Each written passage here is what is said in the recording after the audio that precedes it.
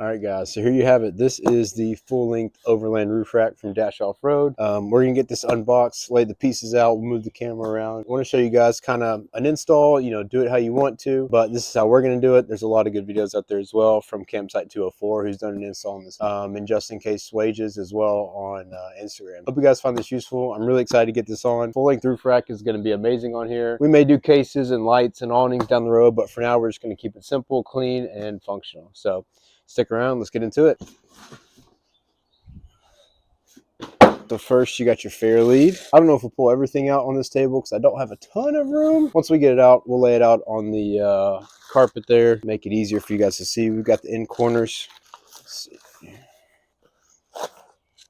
Some of our vertical and horizontal pieces. And the meat and potatoes. Kick that off. There we go.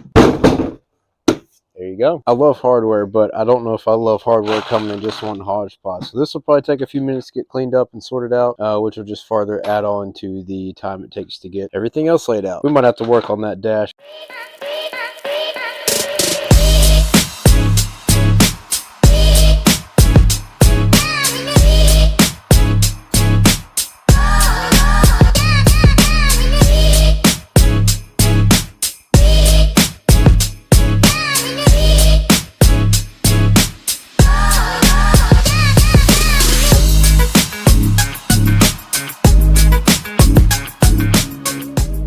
Now that we've got the corner pieces set, there's a couple steel supports, one smaller, one larger.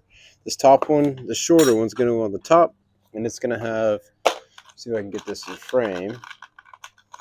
Going to have just kind of like Phillips head screw because that's going into plastic. So we'll go ahead and start one of these. Now I recommend using hand tools depending on your comfort level. If you know what you're doing, use power tools, which is where I kind of tend to lean. You definitely don't want to over torque these because they're just going into like some plastic and metal riv nuts, it looks like. So let's get the rest of these. And then for the bottom piece, you've got two of those screws, and then you'll have a machine screw on each side for M6. So we'll need to add in two additional track nuts, one on each side. And then that's how this one will get mounted. So let's lay this down, see how we line up there. Go ahead and get this started at least. We don't want to snug everything down just yet. But you can hear that's going in pretty well. Good bit of resistance, which is what we want. And then for these track nuts, like I said, they're M6. So we need to back that one back out actually. There we go. So we're going to do a little bit of thread locker on these. Dash and Campsite recommend using blue Loctite. So we're going to use a little bit of blue just so we know that we can get these off at some point if we ever need to. It'll make our lives a little easier. If I have any left, I thought, oh, there it goes. It works. The only downside about thread locker is it's kind of messy. And I'm trying not to make a mess if at all possible. So I'm going to snug these down a little bit. And I do have some power tools for these. But if you ask me, Allen head bolts are probably not my favorite. They're great, they work, but they're very easy to strip. So you want to be really careful when snugging all of that down. But it should be a 5/32 bit. So we're going to switch everything over real quick. Once you've kind of got everything where you want it. Obviously, I'm not going to do that too tight. You don't want to strip anything. And we'll finish the rest of these right here, these regular screws. You can kind of feel it kick.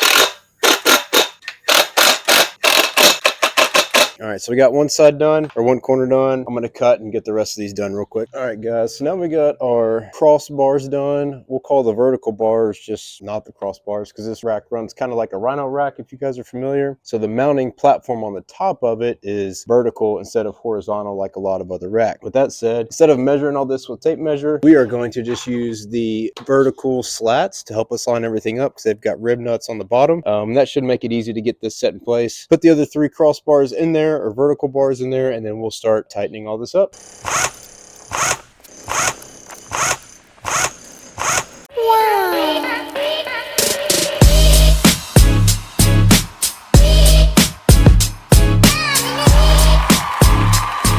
Next step is to pop factory roof rack off. For those that haven't done it, it's super easy. For those that have done it, you know it's pretty easy. Thankfully, I didn't have any issues, but you've got two 13mm bolts up front, another 13mm in the middle, and then two in the rear. To get to this middle one, you've got to also remove a Torx 30 bit. That way you can get to this bolt. Came off in like 2 minutes. Next up, we're going to tape this up. Campsite has their video. You tape around this because you've got to notch some of this back. So we're going to put some painter's tape. I've done it on the other side. I'll show you guys, and then we'll get this side done as well, and then start fitting these mounting rails up. All right, I'm about to walk in the frame here. What we've got to do here is from that blue masking tape we had, we're going to have to align this and mark the cut on this kind of weather guard, I guess you could say, because that part needs to be modified a little bit. So let me get this lined up and not scratch anything, and then I'll tell you the reason for it.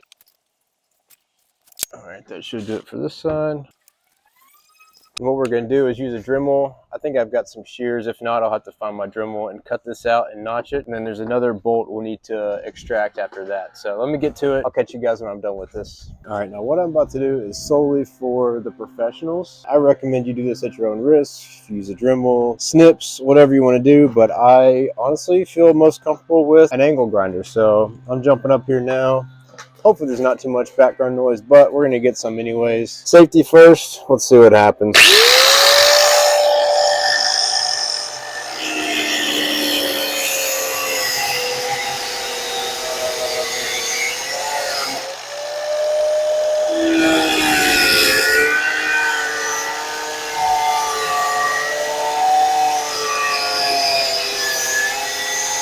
Use some pliers to get this up out of the way.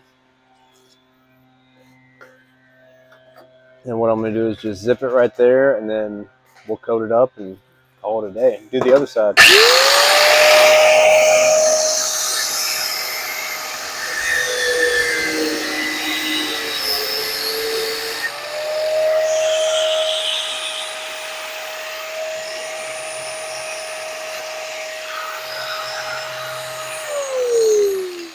All right, now that edge is going to be really sharp. So what they recommend, and what I recommend as well, is either filing it down, or you can put some of that trim guard on it. But for me, I'm just going to kind of hammer it down out of the way. That way we never have to see it, don't have to worry about it, and hopefully it doesn't cut anybody. That was a lot quicker. If you do use an angle grinder or any kind of cutoff wheel, just make sure you don't cut your body physically or your car body, because that would just be a bad day. But here's what it reveals. This plastic clip, I guess, unscrews, but this is a second bolt hole for the mounting, I guess, side rail. So this doesn't have to be super clean. You just don't want to cut yourself on it. So I'll take this tape off, and then we'll go to the other side and then we'll test fit it.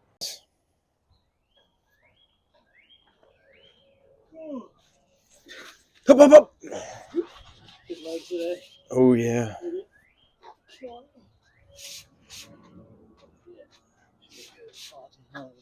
It's so wide. All right, drop it right there.